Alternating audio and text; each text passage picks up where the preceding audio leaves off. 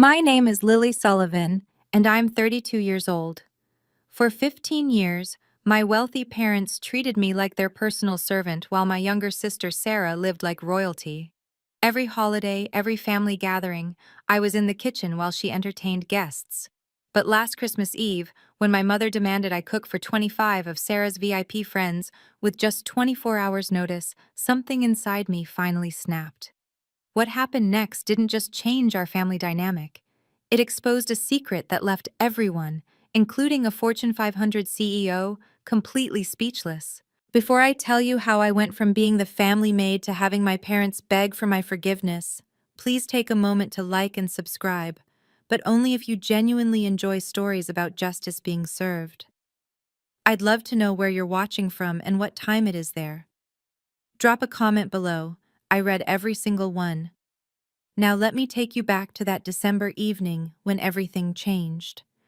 I was in my Manhattan apartment, carefully folding clothes into my suitcase, when my phone rang.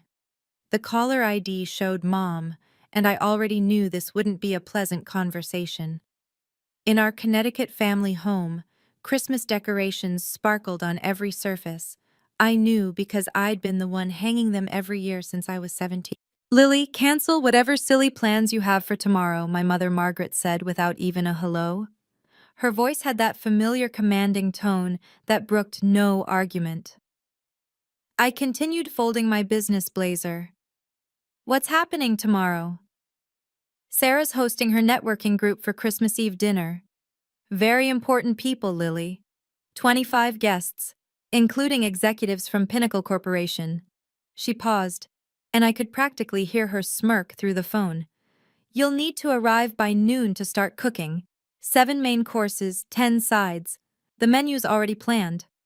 My fingers tightened on my phone. Sarah's networking group. Of course. My younger sister worked in PR and never missed an opportunity to remind everyone how connected she was. Mom, your sister's making important connections that benefit this family. You should be grateful to help. Her words cut like they always did. It's not like you have anything else going on. I glanced at my laptop, where an email from Victoria Chen, CEO of Pinnacle Hospitality, glowed on the screen. If only my mother knew. Use the good china, she continued. These aren't your usual crowd, Lily. These are people who matter. People who matter. Unlike me, apparently. I'll text you the menu, she said. Don't embarrass us. The line went dead. I looked down at my plane ticket to Florida, departure time 8 p.m. tomorrow. My hand wasn't even shaking anymore. After 15 years of this, I'd finally learned the difference between their emergency and my priority. I sat on my bed, memories flooding back like a bitter tide. 15 years of being invisible, except when they needed something. Every Thanksgiving since I was 17, Lily will handle the cooking while Sarah entertains our guests. Every Christmas. Lily's between jobs again, but at least she's useful in the kitchen. Every family gathering where Sarah was introduced as our successful daughter in public relations, while I was simply, Lily's here too, she's helping out. The last family party had been the worst. Sarah's engagement celebration, 200 guests at the country club. I'd spent 14 hours preparing appetizers while Sarah held court in a $3,000 dress our parents bought her. When one of the guests asked what I did for work, my mother had actually laughed. Lily doesn't have Sarah's social skills, but she cooks well. I stood up and walked to my closet, pulling out my second suitcase. Inside, carefully protected in a leather folder, was the contract that would change everything. My company's name, Stellar Events, was embossed in gold at the top. I'd deliberately chosen a name that didn't include Sullivan. For 5 years, I'd built my empire in silence. 50 employees across 3 locations, a client list that included luxury resorts and Fortune 500 companies. And tomorrow, while my family expected me to slave over their stove, I had a meeting that would secure a $2 million contract. My phone buzzed. Sarah's text. Mom says you're cooking tomorrow. Don't screw it up. Important people will be there. I looked at my plane ticket again. Flight 447 to Fort Lauderdale, departing at 8 p.m. Not this time, I whispered to the empty room. For once, they'd have to figure it out themselves. I had a plane to catch. The irony wasn't lost on me as I continued packing. Two clear signs had shown me exactly where I stood in this family, and I'd ignored them for too long. The first sign was how they introduced me. At last month's country club dinner, my father had literally told his golf buddy, "Sarah's our success story. Lily's between opportunities." Between opportunities. I'd closed a $500,000 contract that very morning, but to them, I was perpetually unemployed, perpetually failing. They never asked about my work, never wondered how I afforded my Manhattan apartment or my new car. Their assumption was so complete that when I mentioned traveling for business once, my mother had laughed. "What business? Are you calling your little cooking hobby a business now?" The second sign was even more blatant. Last summer, I'd visited home to find my childhood bedroom had been converted into a storage room for Sarah's overflow wardrobe. My trophies, my books, everything that marked my existence in that house, boxed up in the basement. Sarah needed the space, my mother had explained, as if it were obvious. She's building her career. Image matters in PR. Meanwhile, Sarah had been given the entire third floor, renovated at our parents' expense, complete with a home office and walk-in closet. The message was crystal clear. One daughter was an investment, the other was invisible. I zipped my suitcase closed, remembering the company holiday party last week. My employees had thrown me a surprise celebration for landing the Pinnacle account. 50 people who saw my value, who respected my leadership. My phone lit up with another text from Mom. "Don't forget the truffle oil. These people have sophisticated palates." These people. As if I didn't regularly cater events for CEOs and celebrities. But why would she know? She'd never asked. The deepest cut was that they'd never even been curious. Not once in 5 years had anyone in my family asked, "So Lily, what exactly do you do all day?" They'd created their own narrative. Poor Lily. Can't hold down a job. Lives in a studio apartment. It was actually a 2-bedroom condo. Probably surviving on savings from Grandma. I'd invested that money into my business. At least she can cook. I employed 3 executive chefs. I pulled out my phone and scrolled through my photos. There I was, shaking hands with the mayor at a charity gala I'd catered. There was my team, celebrating our 3rd location opening. There was the feature article about me in Hospitality Quarterly. The quiet revolutionary of luxury catering. None of these moments had been shared with my family. I'd learned early on that success without their permission was somehow threatening. The one time I'd mentioned landing a big client, my mother had immediately pivoted to Sarah's latest PR campaign for some energy drink. "At least you're useful in the kitchen," she'd said, patting my hand like I was a child who'd drawn a particularly nice picture. I opened my laptop and looked at my company dashboard. Stellar events.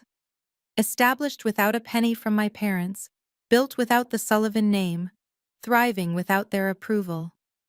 Tomorrow's revenue alone would exceed what Sarah made in 6 months, but they'd never know that.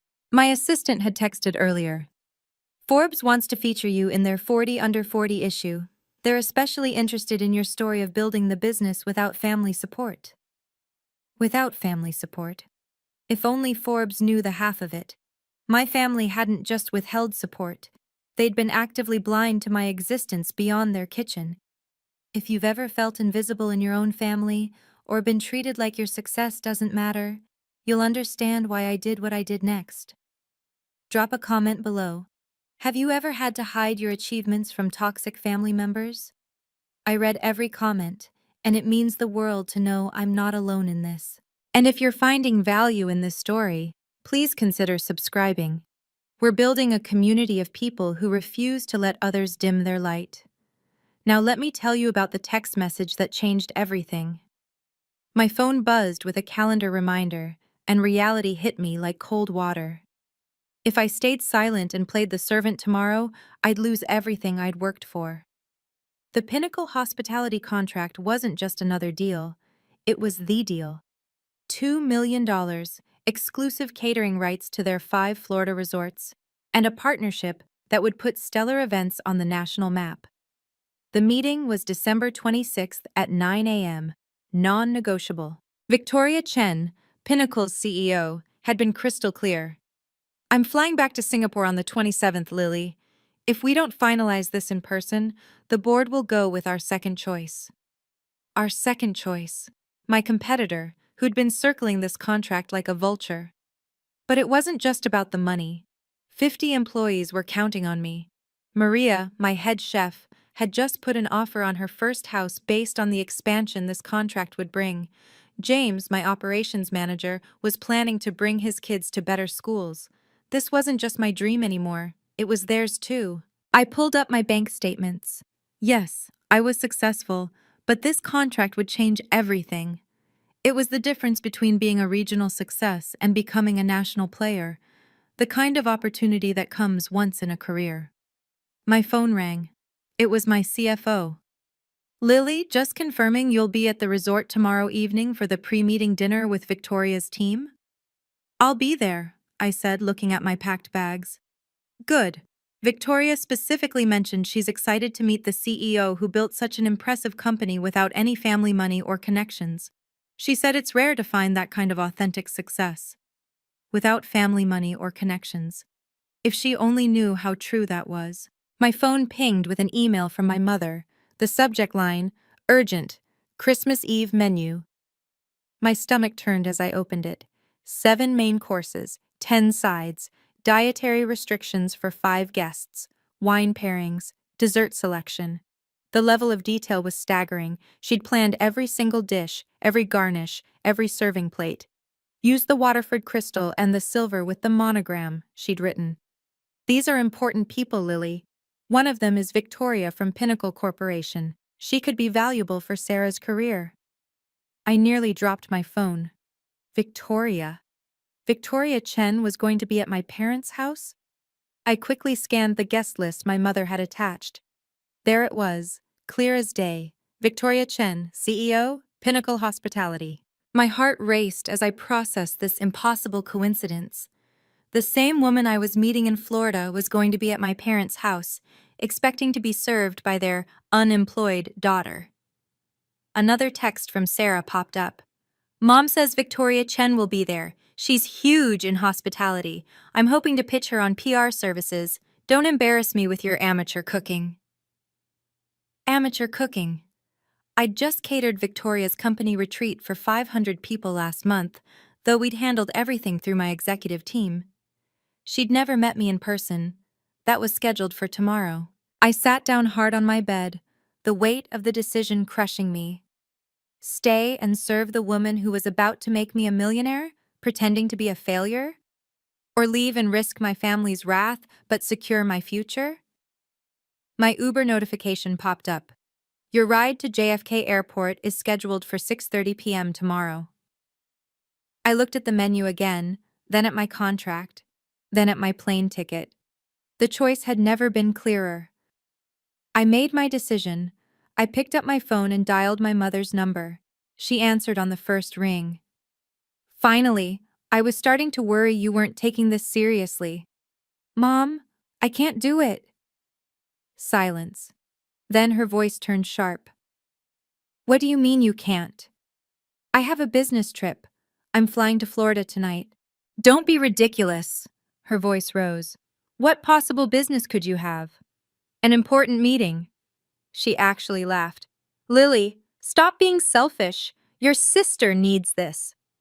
Sarah has a full catering team she could hire. With what money?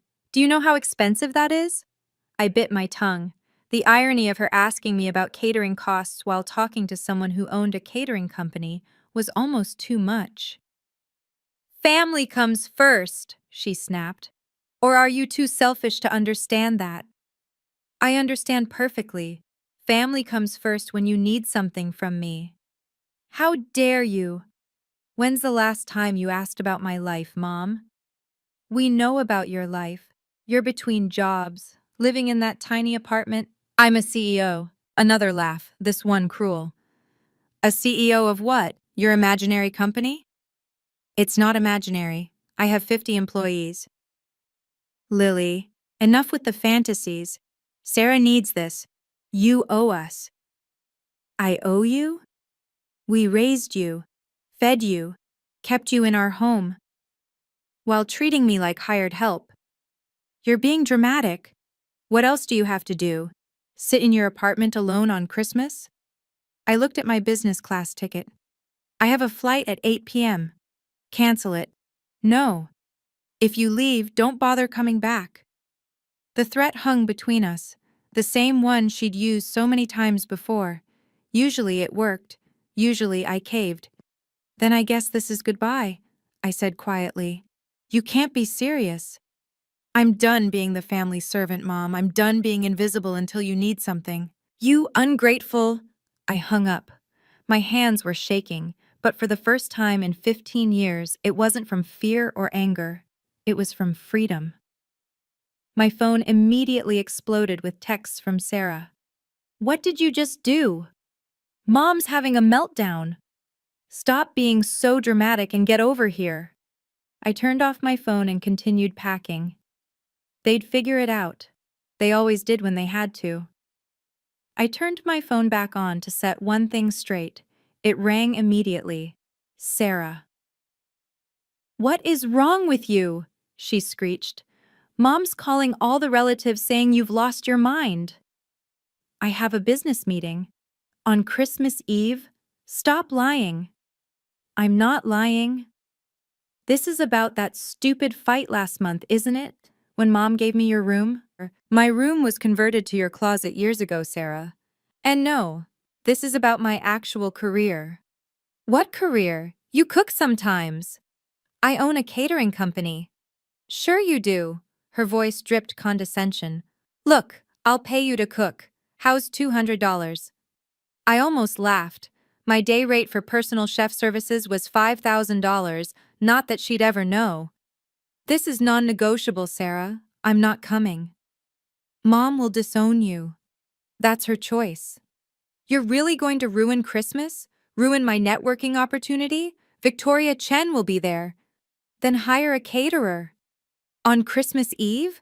Are you insane? No one's available. I walked to my kitchen counter where I'd left a notepad earlier. On it, I'd written 3 catering companies that handled last-minute emergencies, along with their 24-hour hotlines.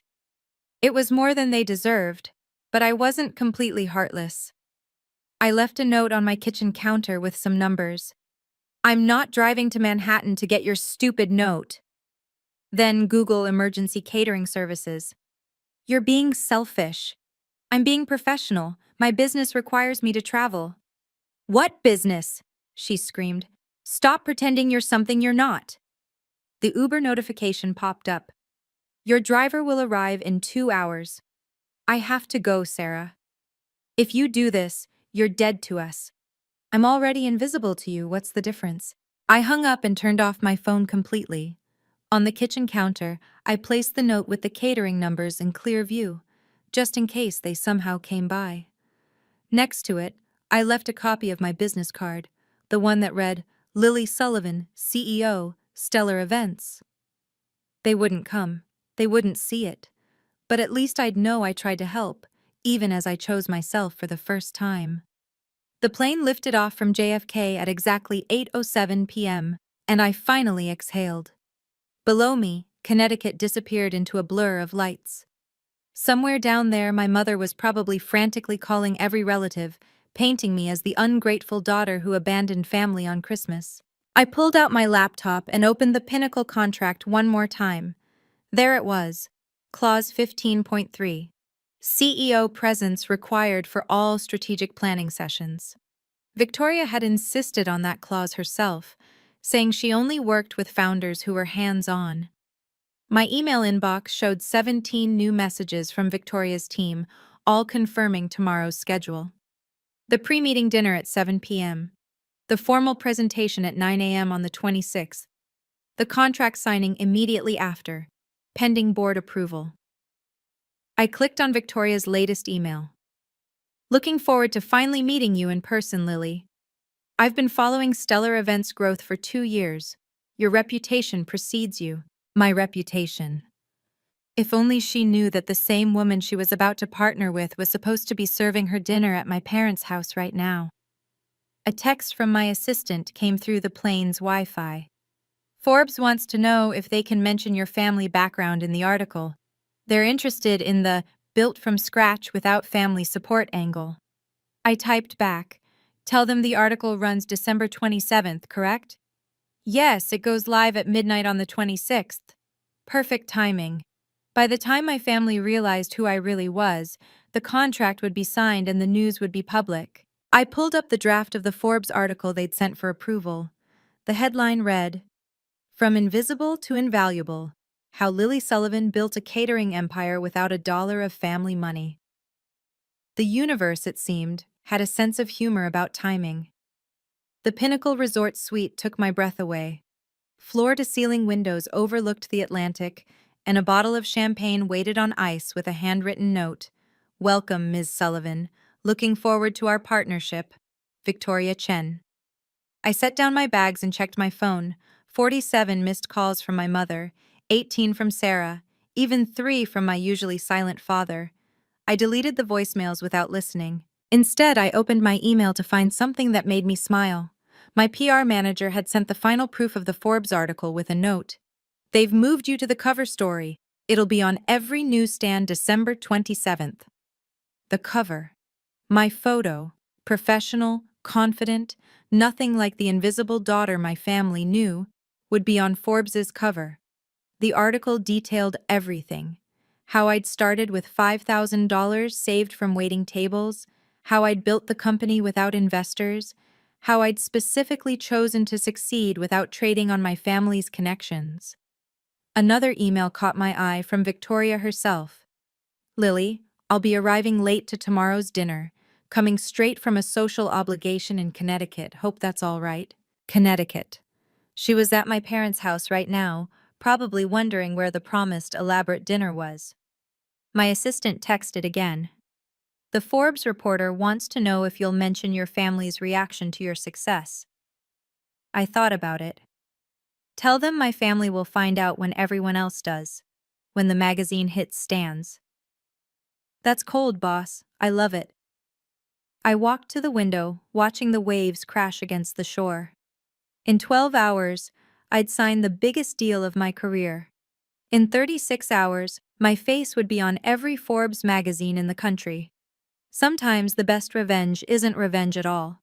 It's success they never saw coming. While I slept peacefully in my Florida suite, chaos reigned in Connecticut. According to the texts I read the next morning, the disaster had unfolded exactly as expected. By 6 p.m. on Christmas Eve, my mother had realized I wasn't coming.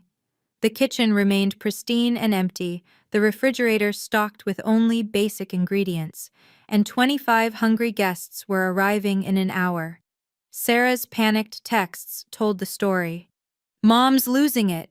She's calling every restaurant in a 50-mile radius. Everything's closed. How could you do this to us?" My father had finally texted at 6:45 p.m. "Your mother is having a breakdown. Please reconsider." At 7 p.m. sharp, the guests had started arriving. Investment bankers, PR executives, and most importantly, Victoria Chen, CEO of Pinnacle Hospitality. They came expecting an elaborate home-cooked Christmas Eve dinner, the kind my mother had bragged about for weeks. Sarah's text at 7:23 p.m. "We're ordering pizza. Pizza, Lily. Do you understand what you've done?" At 7:47 p.m. "Mom just told everyone you're unreliable and always have been. She's blaming you for everything." The pizza had arrived at 8:15 p.m., 5 boxes of Papa John's and 3 from Domino's, because one chain couldn't handle the last-minute order. My mother, who'd spent weeks bragging about her daughter's elaborate cooking, had to serve delivery pizza on her Waterford Crystal. Sarah's increasingly frantic texts painted the picture. "Victoria Chen looks disgusted. People are leaving. Mom told everyone you're mentally unstable. She said you've always been the family disappointment. The last text from Sarah sent at 9:33 p.m. Party's over. Everyone left early. Victoria Chen didn't even stay for dessert. Mom says you're dead to her. I put down my phone and ordered room service breakfast. In 3 hours, I'd be having dinner with Victoria Chen. I wondered if she'd mention the disaster at my parents' house. I wondered if she'd recognize my last name. Most of all, I wondered what my mother's face would look like when she learned the truth. The pre-dinner meeting at Pinnacle Resort was scheduled for 7 p.m. I arrived early, wearing my best suit, ready to close the deal of my lifetime. What I didn't expect was Victoria Chen walking in with a story to tell. "Lily," she greeted me warmly, though she looked tired. "I have to apologize for being late. I just flew in from the most bizarre Christmas Eve party in Connecticut." My heart rate stayed steady. I'd practiced for this moment. "Oh? What happened?" "You won't believe this." She sat down, shaking her head. "I was invited to what was supposed to be an elegant dinner party. The hostess, Margaret Sullivan, actually, same last name as you, funny coincidence, had promised this elaborate meal prepared by her daughter." I nodded, saying nothing. We arrived to find absolute chaos. No food prepared, empty kitchen, and the hostess scrambling to order pizza. Pizza! For executives and business owners she'd been trying to impress for months. That must have been awkward. It gets worse. She spent the entire evening bad-mouthing her older daughter, calling her unreliable, mentally unstable, a disappointment to the family. Apparently, this daughter was supposed to cook everything but just disappeared. Victoria pulled out her phone, showing me a photo someone had taken at the party. There was my mother, face flushed with embarrassment, pizza boxes visible on her precious mahogany table. The younger daughter, Sarah, kept trying to salvage things, but it was a disaster. She actually tried to pitch me PR services while serving Papa John's on china plates, worth more than most people's rent. "Did you stay long?" 20 minutes after the pizza arrived. The hostess was so busy making excuses and blaming the absent daughter that she forgot to actually host. It was... Victoria paused, searching for words. "The most unprofessional evening I've ever experienced. The woman actually said her daughter was too stupid to hold a real job, so she usually just cooked for them." My hands remained steady on my portfolio. "That's terrible." "Isn't it? I can't imagine treating family that way." Victoria opened her menu. "Now, let's discuss something more pleasant, your incredible company." The next part is where everything unravels spectacularly. If you've been waiting for the moment when truth meets consequences, you're about to be very satisfied. But first, what would you have done in my position? Would you have revealed yourself right then to Victoria? Or would you have waited for an even more perfect moment?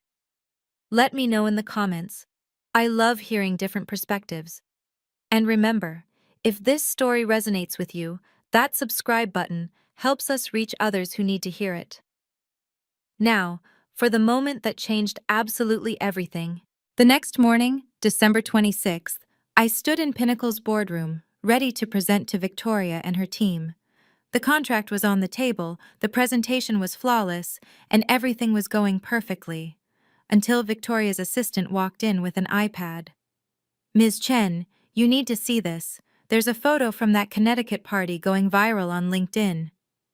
Victoria took the iPad, and I watched her face change from curiosity to confusion to complete shock. She looked up at me, then back at the screen, then at me again. "Lily," she said slowly, "this photo from the Sullivan house in Connecticut." She turned the iPad toward me. Someone had posted a family photo from my parents' wall, the one from last Thanksgiving where I stood in the background, barely visible, while Sarah posed front and center with our parents. "Is this you?" I nodded. "Yes." "Sullivan. Margaret Sullivan is your mother?" "Yes." The room went completely silent. Victoria's team exchanged glances. The legal counsel put down his pen.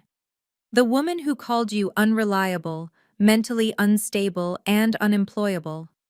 Is your mother? Yes. Victoria stood up, walked to the window, then turned back to face me. You were supposed to cook that dinner, the one that turned into a pizza disaster. I was. But you were here, meeting with us. I chose my business over being treated like a servant. Victoria pulled up something else on her phone. Your mother said you don't have a job, that you're a failure who can only cook. She doesn't know about stellar events. Your own mother doesn't know you're a CEO? She never asked. Victoria sat down heavily. Let me understand this.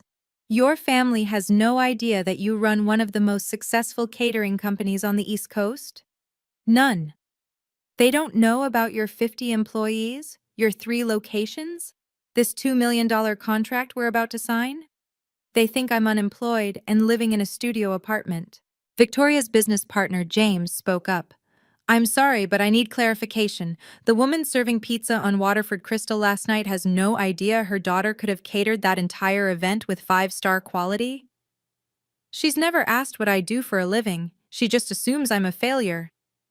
Victoria started laughing, not a polite chuckle, but actual, genuine laughter.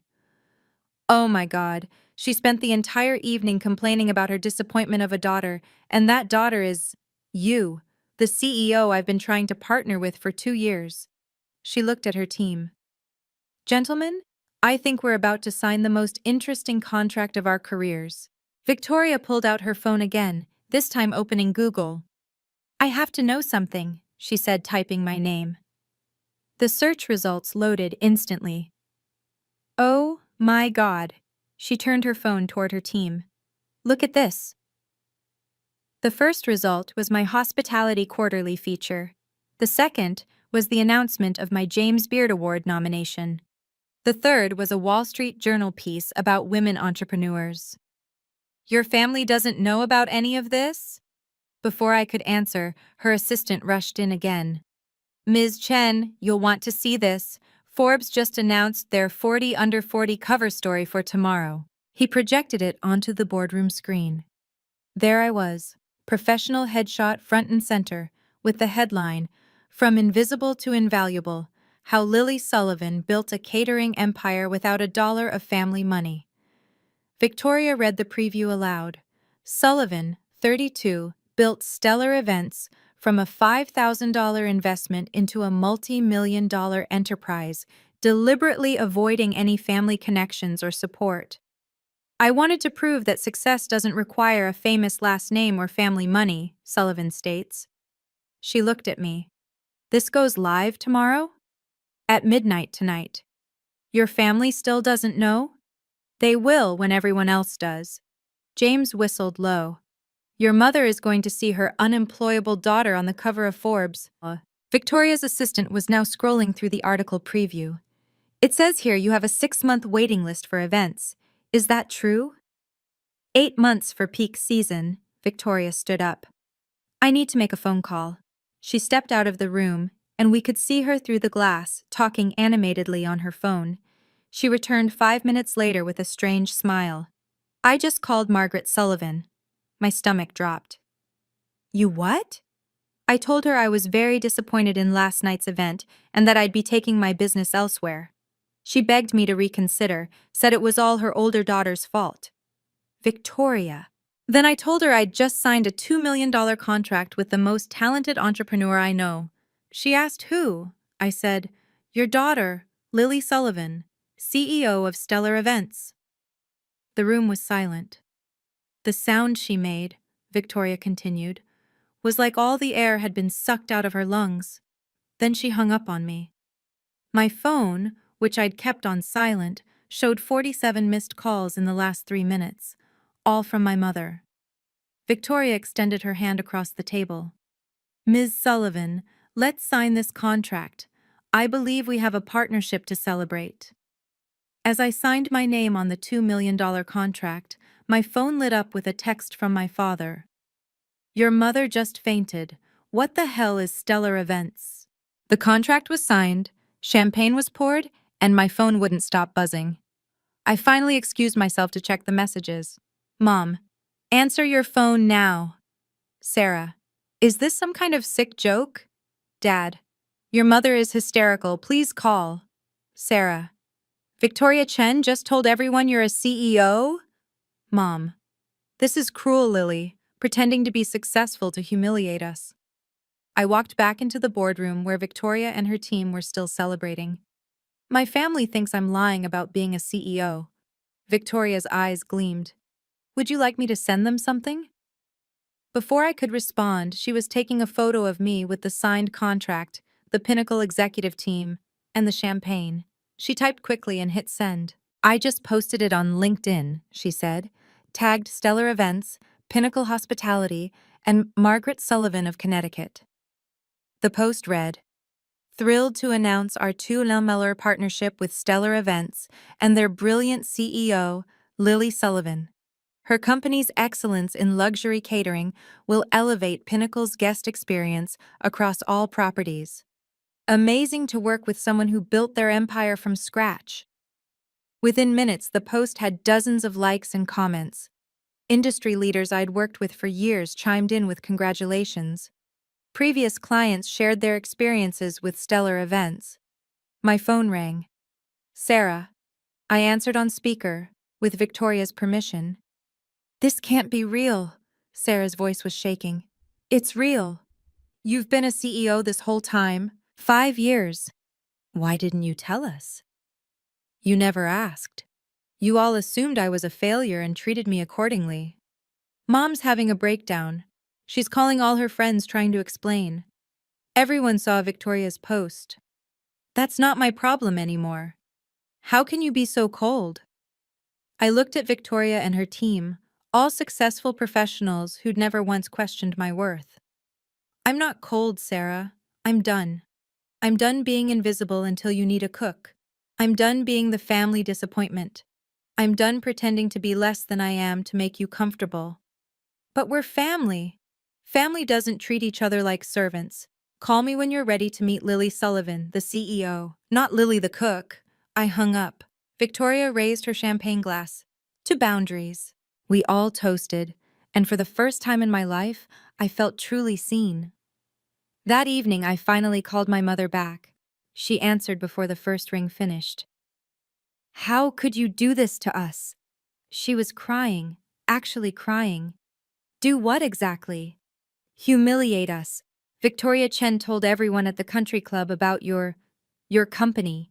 People are calling, asking why we didn't know our own daughter was successful. You never asked about my life, Mom. We asked. We knew you cooked sometimes. You assumed I was a failure. For 5 years you've introduced me as unemployed. You've never once asked about my work, my apartment, my life. You should have told us. I tried. Remember 3 years ago when I mentioned landing a big client? You immediately started talking about Sarah's PR campaign for an energy drink. You literally said, "That's nice, dear, but Sarah's work is really taking off." Silence. I left catering numbers on my counter, I continued calmly. You could have saved the party. We don't have keys to your apartment. You've never asked to visit my apartment. You don't even know where I live. That's not... Mom, I employ 50 people. I have 3 locations. I've been featured in multiple publications. I was nominated for a James Beard Award, and you thought I was unemployed because that was easier than actually seeing me. We're your family. My family needs a servant. My business needs a CEO. I chose my business. This is about spite. No, Mom. This is about self-respect. I've built something amazing, and I did it without any of you. Not your money, not your connections, not even your belief in me. What do you want from us? Nothing anymore. That's the point. For the first time in my life, I need absolutely nothing from you. Lily. The Forbes article comes out at midnight. You might want to prepare yourself. It details exactly how I built my company without family support.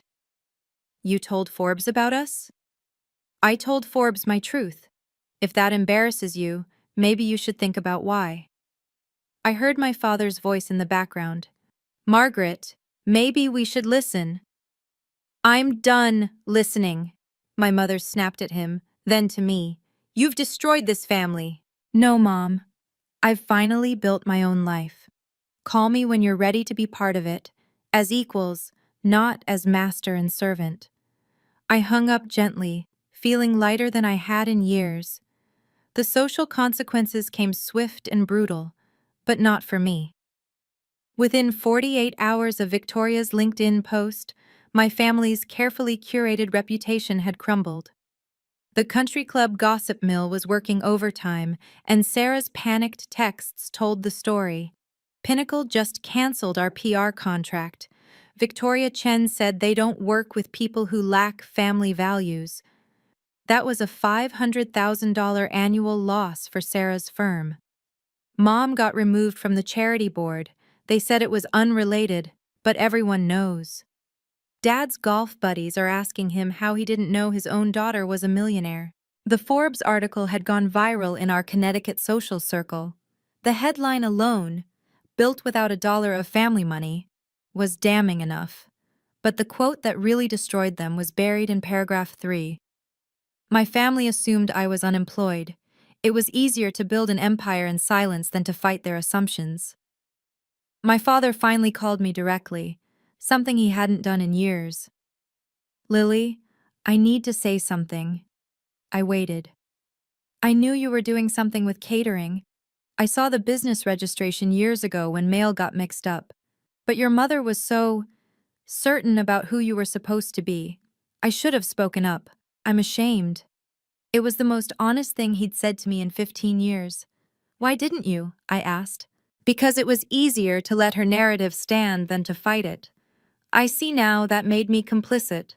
Your success is remarkable. And we missed it because we weren't looking."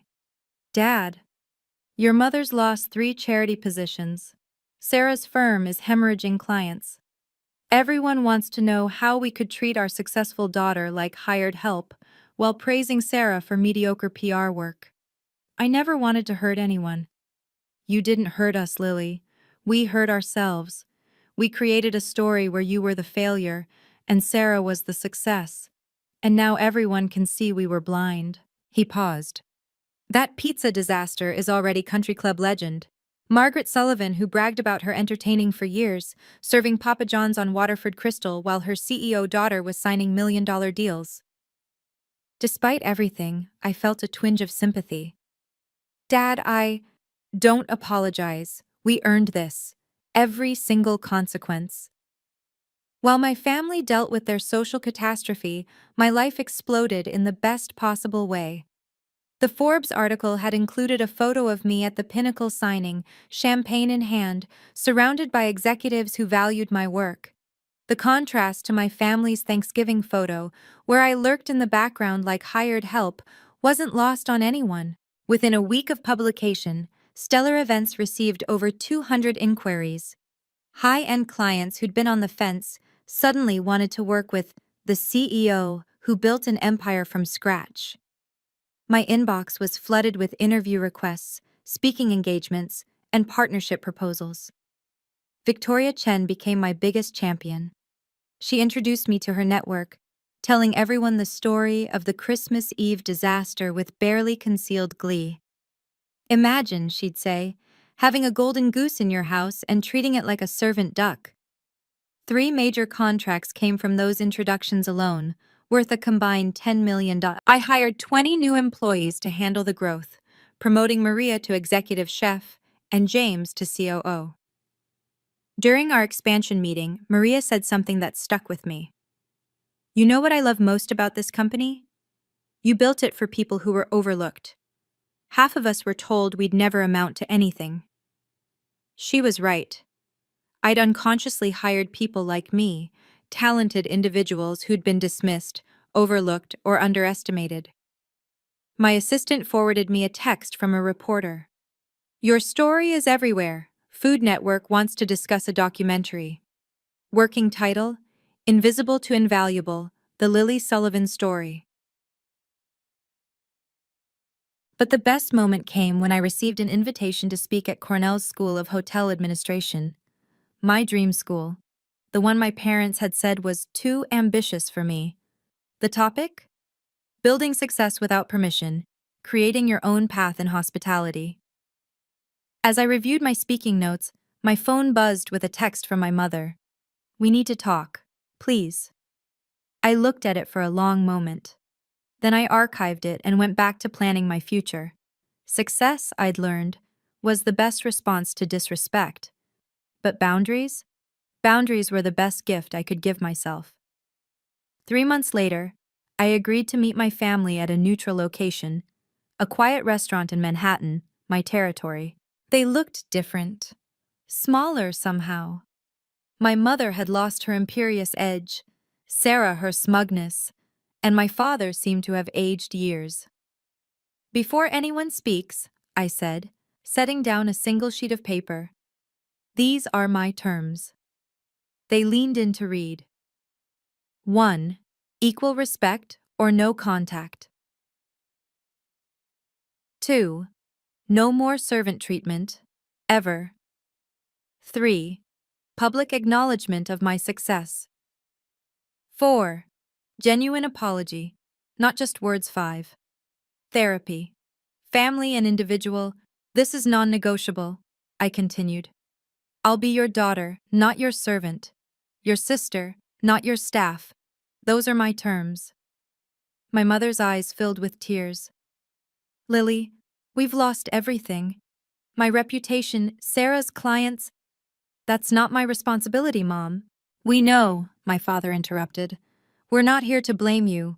We're here to ask for a second chance. Sarah spoke for the first time. I was jealous. You were always better at everything, but Mom made me feel special by making you feel small. I see how sick that was now. It was the most honest she'd been in years. I go to therapy now, she added quietly. The therapist says we created a family system where someone had to be the scapegoat for everyone else to feel successful. You were assigned that role before you could even fight it. My mother reached across the table but didn't touch me. I'm sorry, not just for Christmas Eve, but for 15 years of blindness. I turned you into a servant because I couldn't bear that you might be more successful than the life I'd planned for you. I looked at each of them. I'll consider it, but know this. I'm not coming back to the same family. If we rebuild, it's as equals. They nodded. And Mom? You're paying full price if you ever want Stellar Events to cater anything. For the first time in months, she actually smiled. Fair. 6 months later, I hosted my first family dinner in my actual apartment, the 2-bedroom condo with a view of Central Park that they'd never known existed. My team from Stellar Events catered it because I no longer cooked for family gatherings. That was a boundary I'd never cross again. As my parents and Sarah sat at my dining table, being served by my employees who called me boss, the role reversal wasn't lost on anyone. But this wasn't about revenge. It was about truth. I want to be clear about something, I said, raising my glass of wine. Success doesn't need permission. Self-worth doesn't require validation. And respect? Respect is non-negotiable. My mother nodded. She'd been in therapy for 4 months and had publicly apologized at the country club, admitting she'd been blind to my success. It didn't repair her reputation, but it began to repair our relationship. Sarah's PR firm had pivoted, and she'd asked, professionally, humbly, if Stellar Events might consider her for our PR needs. I'd told her to submit a proposal like everyone else. She did, and it was good. We were considering it. My father had become my unexpected ally, finally finding his voice after years of silence. He now introduced me as my daughter, the CEO, with genuine pride. But the biggest change was in me. I no longer hid my success or dimmed my light to make others comfortable. My company had grown to 100 employees, with locations in 5 cities. The Food Network documentary had aired to critical acclaim. And every single morning, I looked in the mirror and reminded myself, I'm Lily Sullivan, CEO of Stellar Events, not the family servant, never again. Your value doesn't decrease based on someone's inability to see your worth. Remember that. Thank you for joining me on this journey from invisible to invaluable. If my story resonated with you, I'd love to hear about a time when you had to choose yourself over family expectations. Drop a comment below. Your story might be exactly what someone else needs to hear today. If you believe everyone deserves respect regardless of their role, please share this video with someone who needs to hear it. Subscribe for more stories about people who refuse to stay small. Remember, you're not obligated to set yourself on fire to keep others warm. Until next time, this is Lily reminding you to know your worth, and then add tax.